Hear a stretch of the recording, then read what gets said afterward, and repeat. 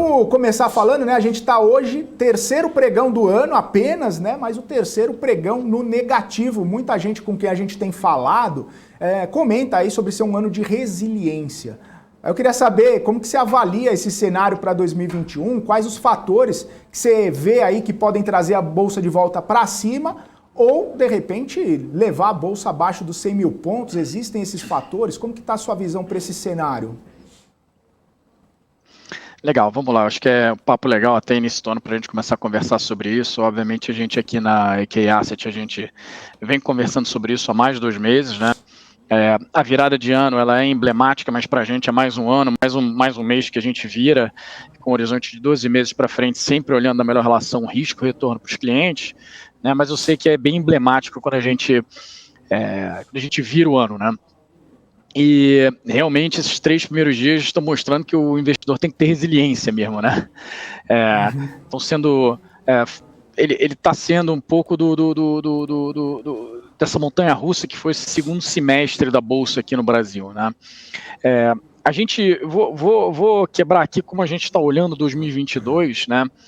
Não de um ponto de vista só Brasil, mas principalmente como a gente começa aqui a construção, a gente começa olhando o mundo, né?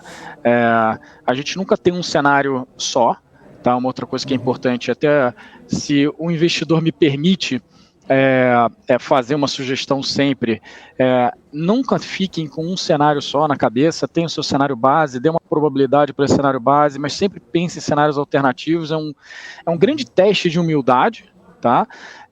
E uma das coisas que mais importante ter no mercado é humildade, porque se não tiver, o mercado te ensina a ter, né? Então já começar assim é importante. Faço isso há 26 anos e é duro, né? Então a gente, olhando para os cenários, o nosso cenário base, né, quando a gente olha para 2022 no mundo, ele é bem desafiador, apesar de tudo, ele é bem desafiador, né? Começar a dividir em 2 aqui, né? No mundo, a gente tem uma pergunta importante para responder, que a gente provavelmente nos próximos 3, 4 meses a gente vai ter uma resposta melhor, uma clareza melhor, que é sobre a inflação nos Estados Unidos, tá? Se ela é permanente ou se ela não é permanente, né? Apesar do Banco Central americano ter mudado um pouco a postura, né, ter tirado permanente ou não permanente da frase dele, a gente aqui acredita que a inflação vai começar a convergir depois do primeiro trimestre para números mais baixos nos Estados Unidos, e a gente acredita sim que ela vai convergir para mais próximo da meta do Banco Central americano. Isso é uma ótima notícia, tá? Mas como eu falei para vocês, isso é o cenário base e a gente atribui aí, sei lá, entre mais ou menos 60% de probabilidade desse cenário, tá? Por que isso é tão importante? Porque no final das contas, se essa inflação no mundo, né, principalmente representada aqui pelos Estados Unidos, ela for permanente, né, ela não for temporária, cara, temos um grande problema. Porque o Banco Central americano ele vai ter que ser muito mais duro com a inflação, né? E isso vai fazer o quê? Vai enxugar a liquidez de absolutamente todos os mercados com mais aumento de juros, né?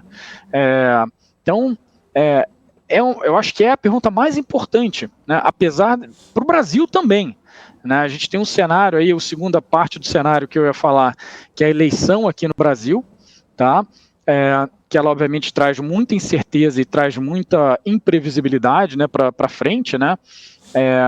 Mas a primeira grande pergunta é essa no mundo, entendeu? Não adianta se essa inflação vai ser temporária ou não nos Estados Unidos e se ela converge, tá? O nosso cenário, sim, é que ela comece a convergir nesse primeiro semestre e termine o ano mais ou menos aí na casa de 2,5% nos Estados Unidos, tá?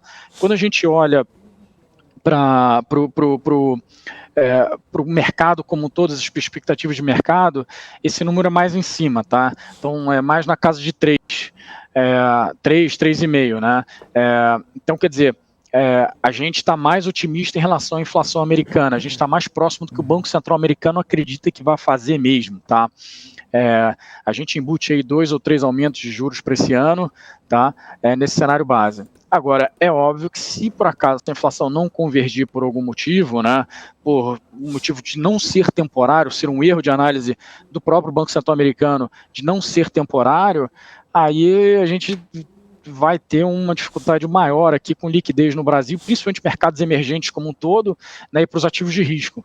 Né? Então, essa pergunta é muito importante, tá? Ele vai decidir o que o Banco Central americano vai fazer, tá? Mas, como eu falei, nosso cenário base é que essa inflação vá convergindo, já nesse primeiro semestre, no segundo semestre, vá tocando ali, ela no quarto trimestre, ela esteja anualizada na casa de 2,5%, e o que seria uma ótima notícia para o mercado emergente, tá?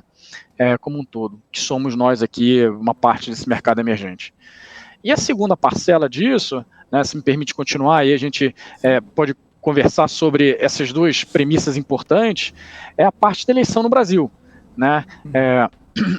Difícil dizer, a gente está muito longe, um ano antes da eleição, é muito tempo, né? Muitas coisas acontecem, quando a gente olha para todas as eleições no Brasil e no mundo, um ano é muito tempo para você fazer tipo de qualquer previsão e qualquer botar na mesa e falar, olha, é isso que vai acontecer, esse cara é o grande favorito. Eu acho muito cedo, né? Pessoal, tem boa parte do eleitorado decide em quem vai votar uma semana antes da eleição, entendeu? Então é muito difícil você ter hoje a gente gosta de olhar as pesquisas que estão saindo muito mais como um olhar da rejeição do que um olhar de quem eu gostaria de votar, tá? Isso é uma coisa que a gente encara aqui, tá? Agora, a segunda coisa, né, é que a gente imagina, dentro dessa imprevisibilidade, a gente imagina que vai ser polarizada, tá? Dentro desse cenário entre o atual governo e o candidato do governo vindo da esquerda, que deve ser o Lula, né? Ele, de alguma maneira, está sinalizando aqui um caminho mais centrista com esse flerte com o Alckmin, né? Que eu não sei se vai dar casamento ou não, mas, enfim, é o que temos hoje, o que temos hoje em termos de cenário. Então, ele está querendo ocupar esse espaço do meio, né? Esse espaço mais do centro, do eleitorado de centro. Isso não quer dizer que ele está dando uma sinalização para o mercado do tipo, olha, você, o Lula, vou fazer a carta aos brasileiros. Eu acho que ele não vai fazer nada disso. Ele mesmo já falou que o que ele fez no passado, ele não precisaria mais fazer carta nenhuma a ninguém. Então, quer dizer, se o mercado espera também alguma coisa além disso, né, eu acho que também não deveria. A gente não está esperando nada além disso. Eu acho que o movimento mais centrista que ele fez foi essa história desse flerte com o Alckmin, tá? E, como você falou, esse também também uma coisa importante para o ano de 2022, porque vai dar um pouco do humor local do mercado. Mas nunca se esqueça de que o humor mesmo vai ser dado pelo lá fora, né? O mercado lá de fora mesmo, a gente acha.